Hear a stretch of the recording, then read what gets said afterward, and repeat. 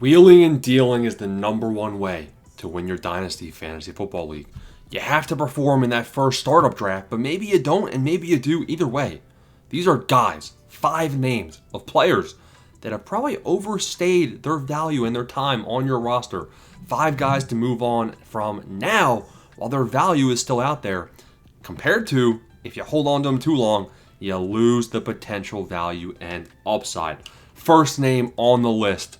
We got some camp news, some signing news. Yes, signing news already. Joe Mixon. Now, Joe Mixon, he's still on the Texans, don't worry. But he's got some more competition. Now, it's not Woody Marks, who they brought in the draft. And Woody Marks, I've been saying, he's going to steal a lot of the receiving role from Joe Mixon. Like Joe Mixon, in 2024, Joe Mixon was still having 5.9 yards per target. Joe Mixon was still averaging just under 4 targets per game. And a 12% team target share. That's not bad for Joe Mixon out of the Texans' backfield. But Woody Marks brings that receiving skill set. The Texans go out. They sign Nick Chubb. Now, Joe Mixon is going to be above Nick Chubb. Nick Chubb is not going to be pressuring him for the every down role, I don't believe. Now, Nick Chubb just had a scary injury. Didn't really look great in his comeback to the Browns. He's going to be more of a pest rather than fantasy asset, right? But the fact that he's going to be a pest means that Joe Mixon, who looked bad in the second half of the year last year, is going to be losing more volume, let alone the fact that Woody Marks is now going to have a bit of a involvement in the receiving game. So looking at Joe Mixon's current trade value, now I have the Fantasy Pros Dynasty trade value chart pulled up. This is kind of what you can use to kind of get a sense for what your asset is worth. Now, we got Joe Mixon currently ranked in Dynasty as the RB24, so it's already pretty far down your draft board. It's saying that if you were looking for a draft pick, you're probably going to get an early round 2 draft pick in return. Now, this is a guy where he's already getting up there in age, but according to Joe Mixon's value, you can go out there and you can trade Joe Mixon for a Luther Burden. You can trade Joe Mixon for a Jaden Higgins, Trey Harris, one of those good rookie wide receivers with upside. You can trade Joe Mixon for Jack Besh, and maybe even a little something sprinkled on top there because it has Jack Besh, trade value a little bit lower than Joe Mixon, which I would actually agree with. So maybe you go out there and you tier down. You can go Joe Mixon, trade him for a guy like Jack Besh and Rashad Bateman if you're in need of some wide receiver upside. Get some young talent there for the receiving core. Joe Mixon's the first name to potentially move off from.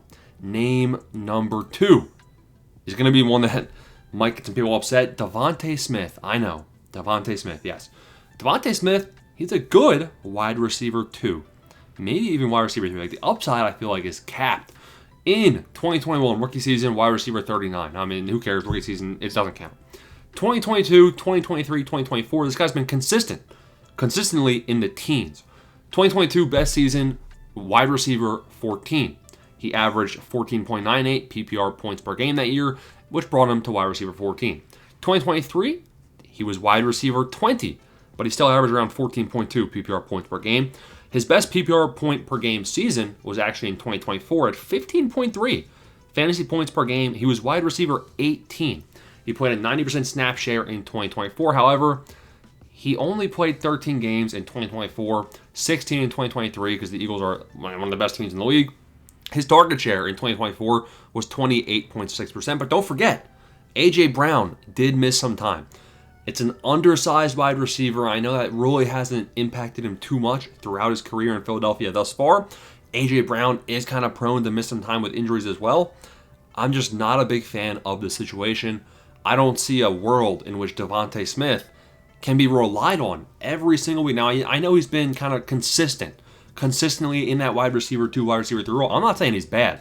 I mean, Devontae Smith is actually a very, very good option to have in your lineup as the wide receiver 2 spot in your dynasty team. The problem is, and it's not a problem, it's actually a good thing, he's overvalued. Looking at his dynasty value right now, that you have Devontae Smith currently as wide receiver 18. Trade value of 55. A trade value of 55? Yeah, they're saying that a trade value of 55 is around the 104, 105 in rookie drafts this season.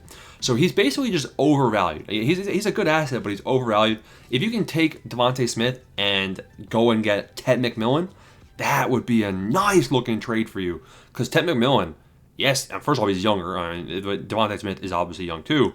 Tim McMillan, a bigger body. You don't have to worry as much about injuries, hopefully. But also, you want to get somebody that has the chance to be that alpha wide receiver.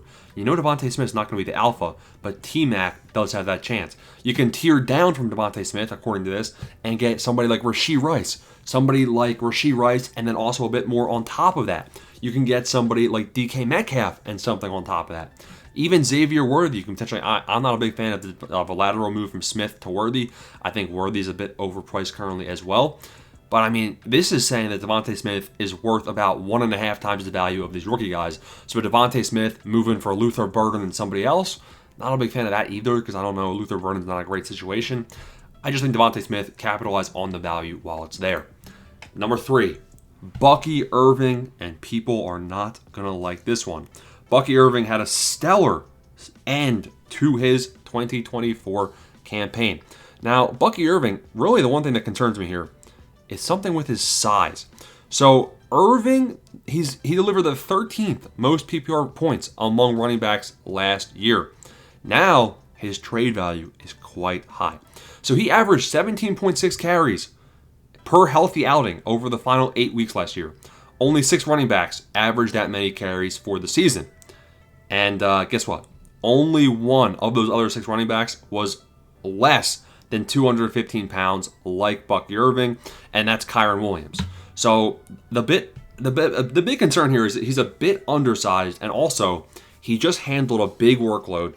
He never has handled that much of a workload ever since, even in college. Even in college, he never averaged more than 13.2 carries per game for an entire season. So why should you sell Bucky Irving right now? It's really some concerns about his durability, his workload. Let's not forget, Bucky Irving, he might deliver running back 1 production, on the regular here moving forward. But he did have those toe injuries. He did have some hamstring injuries. He did have hip and back injuries while he was dealing with that big workload in 2024. So that is something that already is a concern. And just considering the fact that we never really seen him deal with that over a long-term, I don't know. Something about the entire situation kind of scares me.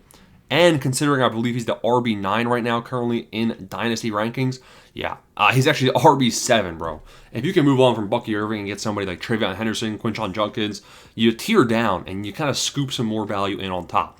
So if you were to go ahead and move on from, Bucky Irving, trade value of 61, and you got Henderson and Judkins at 55, 56, maybe you get somebody to throw in a little cherry on top there. Maybe you get somebody like, you could potentially, first of all, if you can make a lateral move from Bucky Irving to Marlon Hampton, definitely do it, because their value is pretty similar, but I like Hampton a lot more. You can go from Irving to Henderson or Judkins, and then get somebody to throw in somebody like Trey Benson, Charbonnet on top, maybe Tootin.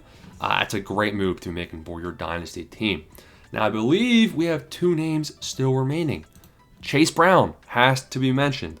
Now, Chase Brown, really the problem here is that Chase Brown, yes, he was good from a PPR points per game. He was RB14 last year. He delivered 16 points per game almost. Now, the problem is, looking at how he actually performed on the baseline numbers, among 49 running backs who carried 90 or more times for the season, he was 29th out of 49 in rushing grade. He was 20th in yards after contact, and he was 20th in elusive rating, 21st in rush yards over expected per attempt. Basically, he was kind of mid. And let's not forget that he was a late round draft pick. And he's kind of, why wasn't he already the starter in 2023? He never really stood out behind Joe Mixon. He didn't really stand out in college till he had a stellar final college season. And Zach Moss is potentially going to be a pest coming back from injury here. And again, this is kind of like Devontae Smith. Chase Brown is going to deliver value. But when Chase Brown is currently ranked as RB12 with a trade value of 55, they're saying you can trade Chase Brown for the 2025 103, the 2025 104. If you're moving from Chase Brown to Tim McMillan, if you're moving from Chase Brown to Marlon Hampton, that is a deal that I do think will be worth your time. So basically, he's just a bit overvalued. Last guy on the list is going to be Travis Etienne. Now, Travis Etienne, looking at him, I mean, his trade value is not immensely high. This is somebody where his situation is just so bad. His situation could improve if he's traded, but I honestly can't think of a landing spot that he could thrive in. People might say Dallas, I don't think he'd thrive there. I think the situation is kind of still just as bad. If you can move on from Travis Etienne, the realm of guys he's around is Trey Benson, Jalen Warren. If you can move from Travis Etienne to Tank Bigsby, I'd rather have Bigsby. Etienne to a guy like Javonte Williams, which this has Travis Etienne at 26 for the trade value, and Javonte at 17. I'd much rather have Javonte Williams right now than Travis Etienne. You can tear down from a guy like that and then upgrade your running back position with Javonte. So those are 5 names to consider moving on from right now in Dynasty. Get the value while you can.